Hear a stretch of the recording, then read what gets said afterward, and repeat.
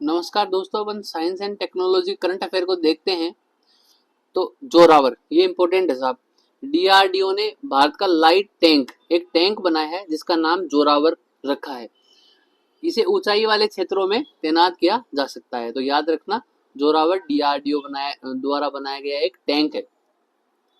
Sunita Williams व वुच Wilmore, अपने को पता है ये दोनों अंतरिक्ष यात्री थे जो नासा के एक बोइंग था, नासा के बोइंग कंपनी का स्टार लाइनर स्पेस क्राफ्ट, इसमें आईएसएस मतलब इंटरनेशनल स्पेस स्टेशन गए थे। इन्होंने उड़ान भरी थी। मात्र 13 जून को इन्होंने वापस लौटना था, लेकिन उस विमान में कोई तकनीकी खराबी आ गई। इस कारण नासा ने इनकी वापसी टाल दी, जो अभी तक वापस पृथ्वी पर नहीं आए हैं। और जो सुनीता विलियम्स है उनकी तबीयत भी प्रतिदिन खराब हो रही है। अब स्पेस एक्स ने कहा है कि हम उनको लाने का प्रयास करेंगे। और जबकि जो स्पेस क्राफ्ट गया था बोइंग स्टार लाइनर, वो वापस 7 सितंबर को आ गया था। तो ये 5 जून के गए हुए अभी तक इंटरनेशनल सोलर स्पेस स्टेशन में है। आईएनएसवी तारिणी, आईएनएसवी तारिणी में क्या होगा, 2 महिला अधिकारी हैं, एक तो रूपा ए और एक दिलना, ये लेफ्टिनेंट कमांडर है। ये इस आईएनएस तारिणी पे सवार होकर पूरी दुनिया का चक्कर लगाने का अभियान कर रही है। और इस अभियान का नाम नाविका सागर परिक्रमा अभियान होगा। फिर बात करते हैं, एक पनडुब्बी है मत्स्य 6000, स्वदेशी पनडुब्बी है। पनडुब्बी अपने को पता है पानी में रहती है, और पनडुब्बी के ऊपर किसी को पता नहीं चलता, पानी में रहती हुई वो कार्य करती है। तो इसमें बताया गया है कि ये पनडुब्बी मत्स्य 6000 इसलिए है कि पानी में 6 किलोमीटर तक अंदर जाकर रह सकती है। इसका वेट टेस्ट किया गया। वेट टेस्ट क्या होता है कि उथले समुद्र में जाकर उसको टेस्ट करते हैं। पनडुब्बी को नीचे 6 किलोमीटर भेजने से पहले उथले समुद्र में उसके सारे टेस्ट करते हैं। भाई वो कितना दबाव सह रही है, ऑक्सीजन का कैसा मात्रा रहती है, अंदर को गया है तो वो सुरक्षित सेफ तो है नहीं, ये वेट टेस्ट इसका किया गया। तो इसमें बताया गया कि स्वदेशी पनडुब्बी मत्स्य 6000 अक्टूबर में वेट टेस्ट किया जाएगा। पृथ्वी विज्ञान मंत्रालय और राष्ट्रीय महासागर प्रौद्योगिकी संस्थान ने पनडुब्बी के सफल परीक्षण की जानकारी दी। अभी समुद्रयान स्वदेशी परियोजना, इसके अंदर ये बनाई गई है मत्स्य 6000 पनडुब्बी। टाइटेनियम एलोय का इस्तेमाल इस पनडुब्बी को बनाने में किया गया है। भगवान विष्णु का नाम मत्स्य, इसलिए इसका नाम मत्स्य रखा गया। 6000 मीटर की गहराई पर समुद्र तल से 600 गुना ज्यादा दबाव रहता है। अब इस पनडुब्बी के बारे में दिया गया है, इसके अंदर 696 घंटे की इमरजेंसी एंडुरेंस व्यवस्था है। अगर कोई अंदर फंस गया, खराब हो गई, तो 96 घंटे तक तो वो रह सकता है कि उसको मदद कार्य पहुंचा सके। तो याद रखना मत्स्य 600। फिर है स्वदेशी परम रुद्र सुपर कंप्यूटर। 26 सितंबर को मोदी ने 3 स्वदेशी परम रुद्र सुपर कंप्यूटर व एक मौसम व जलवायु अनुसंधान के लिए उच्च स्तरीय कंप्यूटिंग मिशन लॉन्च किया है। ये मिशन सारे भारत के राष्ट्रीय सुपर कंप्यूटिंग मिशन के तहत है।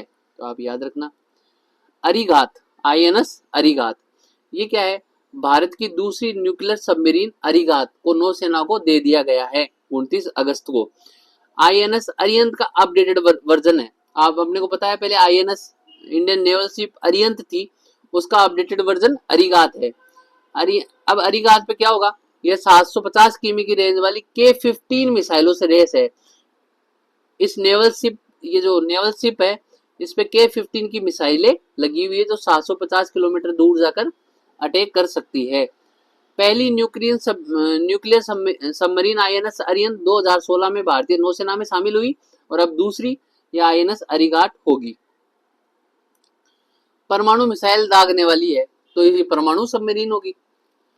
परमाणु आईएनएस होंगे तो एक तो अरिहंत है, एक अरिघात है, एक S4 है। ये सारे परमाणु मिसाइल दागने वाले हैं। अब बात करते हैं अरावली। अरावली एक हेलीकॉप्टर है। रक्षा उत्पादन में भारत ने मेक इन इंडिया में बड़ी छलांग लगाई है। देश में हेलीकॉप्टर इंजन बनाने का रास्ता साफ हो गया है। सशस्त्र बलों के लिए स्वदेशी मल्टी रोल हेलीकॉप्टर व डेक आधारित मल्टी रोल हेलीकॉप्टर के इंजन भारत में बनाए जाएंगे।